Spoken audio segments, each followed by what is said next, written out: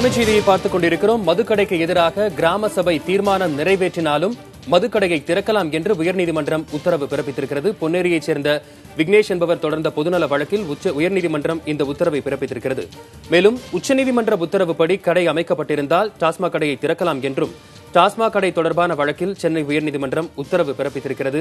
நாடு முழுவதும் நெடுஞ்சாலை ஓரங்களில் டாஸ்மாக் கடைகள் இருக்கக்கூடாது என்று உச்சநீதிமன்றம் உத்தரவு பிறப்பித்திருந்தது. அதனைத் தொடர்ந்து தமிழகத்தின் பல்வேறு இடங்களில் இருக்கக்கூடிய டாஸ்மாக் கடைகள் மூடப்பட்டு புதிய இடங்களில் திறக்கப்பட்டிருந்தன. இதற்கு பலத்த எதிர்ப்பும் வந்து கொண்டிருந்தது. தற்போது உயர்நீதிமன்றம் கிராம சபை தீர்மானம் நிறைவேற்றினாலும் மதுக்கடையை திறக்கலாம் என்று கூறியிருக்கிறது. இது தொடர்பான கூடுதல் விவரங்களை செய்தியாளர் முகேஷிடம் கேட்கலாம். முகேஷ், தற்பொழுது உயர்நீதிமன்றம் உத்தரவு பிறப்பித்திருக்கிறது. மதுக்கடைக்கு எதிராக கிராம சபை தீர்மானம் நிறைவேற்றினாலும் கடையை திறக்கலாம் என்பதுதான். இந்த உத்தரவில் என்னென்ன விஷயங்கள் எல்லாம் குறிப்பிடப்பட்டிருக்கின்றன?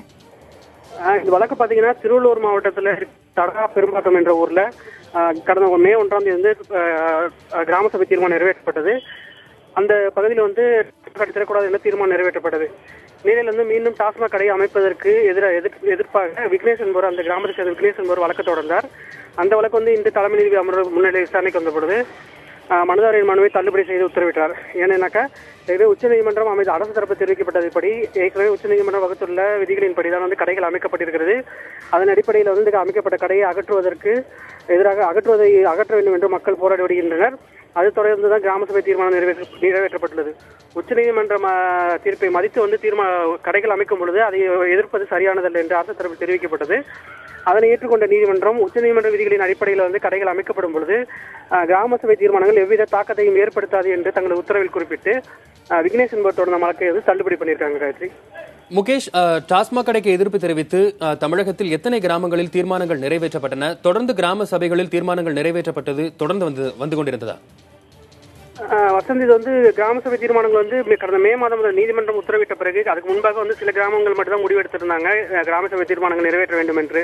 ஆனால் கடந்த கோடை விடுமுறையின் பொழுது உயர்நீதிமன்றம் தீர்ப்பளித்த பிறகு, அதாவது கிராம சபை தீர்மானங்களில் கிராம சபை கூட்டங்களில் வந்து டாஸ்மாக் கடைகள் அமைக்கக்கூடாது என்ற தீர்மானம் நிறைவேற்றினால் அந்த கடைகளில் அமைக்கக்கூடாது என்று நீதிபதி கல்யாணசுந்தரம் தலைமையிலான அமர்வும் கிருபாகரன் தலைமையிலான அமர்வும் வந்து அறிவுறுத்தினது. அதன் அடிப்படையில் அதற்கு பின்பு நடைபெற்ற பல கிராமங்களில் நடைபெற்ற கூட்டங்களில் வந்து இந்த கிராம சபை தீர்மானங்கள் நிறைவேற்றி கடைகளை அமைப்பதற்கு எதிர்ப்பு தெரிவித்தன.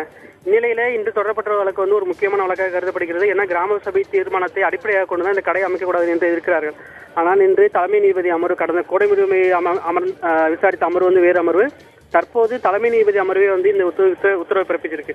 அதுல வந்து கிராம சபை தீர்மானங்கள் நிறைவேற்றி இருந்தாலும் உச்சநீதிமன்றம் வகுத்துள்ள விதிமுறைகளின்படி டாஸ்மாக் கடைகளை உரிய இடத்தில் அமைக்கும் பொழுது அதில் வந்து கிராம சபை தீர்மானமானது ஒரு தாக்கத்தை ஏற்படுத்தாது என்று தங்களது உத்தரவில் குறிப்பிட்டிருக்காங்க. வசந்த், முகேஷ், ஒரு கிராம சபையில தீர்மானம் நிறைவேற்றப்படுகிறது என்றால் அதில் இருக்கக்கூடிய நடைமுறைகள் என்னென்ன, ஏன் அதனை பின்பற்றக்கூடாது என்று தற்பொழுது உயர்நீதிமன்றம் தெரிவித்திருக்கிறது? காயத்ரி, இந்த கிராம சபை கூட்டத்தில் தீர்மானம் நிறைவேற்றும் போது பாத்தீங்கன்னா அந்த கிராம சபை கிராம சபை என்பது வந்து அந்த கிராமத்தினுடைய ஒரு அடிநாதமாக கருதப்படுகிறது. அதாவது அந்த கிராமத்தினோட மனநிலை வந்து அந்த கிராம சபைக்கு தான் முழுமையாக தெரியும். அதாவது தாலுகா அளவிலான அந்த மாவட்ட அளவிலான அதிகாரிகள் வந்து இந்த கூட்டத்தில் கலந்துகிட்டு ஒரு முடிவு கிராம சபை என்ற அந்த உள்ளாட்சி அமைப்புகளை அதிகாரிகள் அடங்கிய ஒரு குழுவை அமைத்து அந்த தீர்மானம் நிறைவேற்றப்படும் போது அந்த உள்ளூர் மக்களின் வந்து நேரடியான பிரச்சனைகள் வந்து ஒரு தீர்வு காண்பதற்கு ஒரு வாய்ப்பாக அமையும். அதன் அடிப்படையில் தான் ஒவ்வொரு மாதமும் நடைபெறுகின்ற கிராம சபை கூட்டங்களில் இந்த மாதிரி முடிவுகள் எடுக்கப்படும். அதுல வந்து அரசு அதிகாரிகள் கலந்து கொண்டாலும் அந்தந்த கிராம மக்களின் கருத்திற்கு முன்னுரிமை அளிக்கப்பட்டு அவர்கள் கருத்திற்கு மதிப்பளிக்கும் வகையில் வந்து தீர்மானங்கள் நிறைவேற்றப்படும்.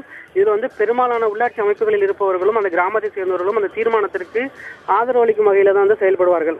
அப்படி நிறைவேற்றப்பட்ட ஒரு தீர்மானம் வந்து கிராமத்தோட ஒரு கருத்தை முன்னிறுத்தும் என்பதனால அது செல்லும் என்று உயர்நீதிமன்றம் ஒரு இடைக்கால உத்தரவு பிறப்பித்து அந்த வழக்கு வந்து ஜூலை மாதம் வருகிறது.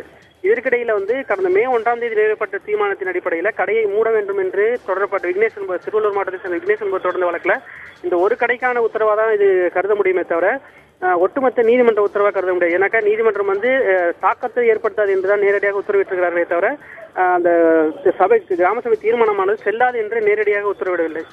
காயத்ரி, முகேஷ், கிராம சபை தீர்மானம் செல்லாது என உயர்நீதிமன்றம் கூறியிருக்கிறது. இது கிராம சபைகளுக்கு எவ்வளவு பின்னடைவை ஏற்படுத்தி இருக்கிறது? இது வந்து வசந்த், கிராம சபைகளுக்கு பின்னடைவுன்னு எதுவும் சொல்ல முடியாது. இந்த கிராம சபை எடுத்த முடிவுகள் அதுக்குள்ள அதிகாரம் வந்து அதுக்கான அதிகாரம் வந்து அதிகப்படியான அதிகாரம் தான். அந்த அதிகாரத்துல வந்து தலையிடும் வகையில் எதுவும் இருக்காது. அதே நேரத்தில் வந்து கிராம சபை எடுக்கும் தீர்மானத்தோடும் உச்சநீதிமன்ற தீர்ப்பையும் ஒப்பிடும் பொழுது உச்சநீதிமன்ற தீர்ப்பின் அடிப்படையில் தான் அரசு செயல்படுகிறது என்று அரசு தரப்பில் போதிய விளக்கம் அளிக்கப்பட்டுள்ளது. அதன் அடிப்படையில தான் வந்து கிராம சபை தீர்மானம் வந்து ஒரு தாக்கத்தை ஏற்படுத்தாது என்று மட்டும் தான் சொல்லியிருக்காங்க.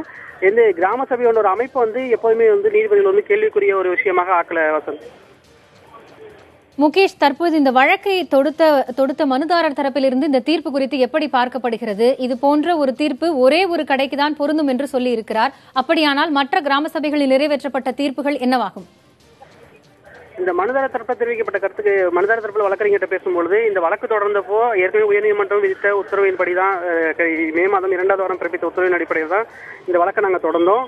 ஆனா இன்று தலைமை நீதிபதி பிறப்பித்த உத்தரவு வந்து போதிய திருப்தி இல்லைனாலும் கிராம மக்கள் வந்து இந்த தீர்ப்பை வந்து மறு ஆய்வு செய்யலையோ சீராய்வு செய்ய கோரியோ புதிய மனுவாக தாக்கல் செய்ய இருப்பதாகவும், அதே சமயத்துல இந்த உயர்நீதிமன்ற உத்தரவை பொறுத்தவரையில கிராம மக்களின் வந்து உயர்நீதிமன்ற உத்தரவை முழுவதும் மதிக்க தான் செய்கிறோம்.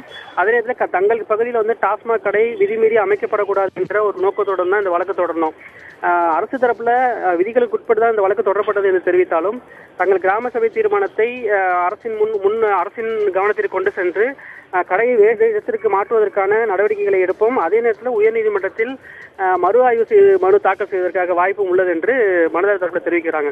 காயத்ரி, முகேஷ், ஒட்டுமொத்தமாக மதுக்கடைக்கு எதிராக கிராம சபையில் தீர்மானம் நிறைவேற்றினால் அது செல்லாது என்று உயர்நீதிமன்றம் குறிப்பிட்டிருக்கிறதா? அப்படி இல்ல வசந்த், கிராம சபை தீர்மானம் செல்லாதுன்னு எந்த இடத்துலயுமே அவங்க சொல்லல. கிராம சபை தீர்மானம் நிறைவேற்றி இருந்தாலும் உச்சநீதிமன்றம் வகுத்துள்ள விதிகளை பின்பற்றி அமைக்கப்படும் டாஸ்மாக் கடைகளை அகற்ற வேண்டும் என்று ஒரு தாக்கத்தை வந்து கிராம சபை தீர்மானம் நிறைவேற்றாது என்று சொல்லியிருக்கிறார்கள். இதன் மூலம் என்ன வழக்கறிஞர் தரப்புல என்ன அரசு தரப்பு வழக்கறிஞரும் சரி மனித தரப்பு வழக்கறிஞரையும் சரி உச்சநீதிமன்ற உத்தரவுகளை மதிப்பது என்பது ஒரு முக்கியமான விஷயம். அந்த அதிகாரிகள் மதித்து நடக்கும் பொழுது. முகேஷ், இணைப்பில் இருங்கள், தொடர்ந்து பேசலாம். முன்பாக மூத்த வழக்கறிஞர் காந்தி இணைப்பில் வந்திருக்கிறார், அவரிடம் பேசலாம். வணக்கம் ஐயா. வணக்கம். மதுக்கடைக்கு எதிராக கிராம சபை தீர்மானம் நிறைவேற்றினாலும் மதுக்கடையை திறக்கலாம் என்ற உத்தரவை உயர்நீதிமன்றம் பிறப்பித்திருக்கிறது. இதை எப்படி புரிந்து கொள்ளலாம்? கிராம சபைகளின் அதிகாரம் எப்படி பார்க்கப்படும் இனிமேல்? கிராம சபைக்கு அதிலெல்லாம் அதிகாரம் கிடையாது. மதுக்கடையில் விற்பதும் அதுக்காக ஏலத்தில் எடுப்பதும் அவர் எடுக்கிறார்கள்.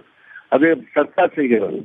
அதற்கு எதிராக மதுக்கடை எல்லாம் கிராம சபை ஒவ்வொன்றுக்கும் ஆட்சேபனை செய்ய முடியாது. அது எந்த சட்டத்தின் கீழ் ஆட்சேபனை செய்கிறது என்றால் மதுக்கடை எடுக்க வேண்டும் என்பதற்கு விற்பதற்காக அரசாங்கம் அது ஏலத்துக்கு கொண்டு வருகிறது.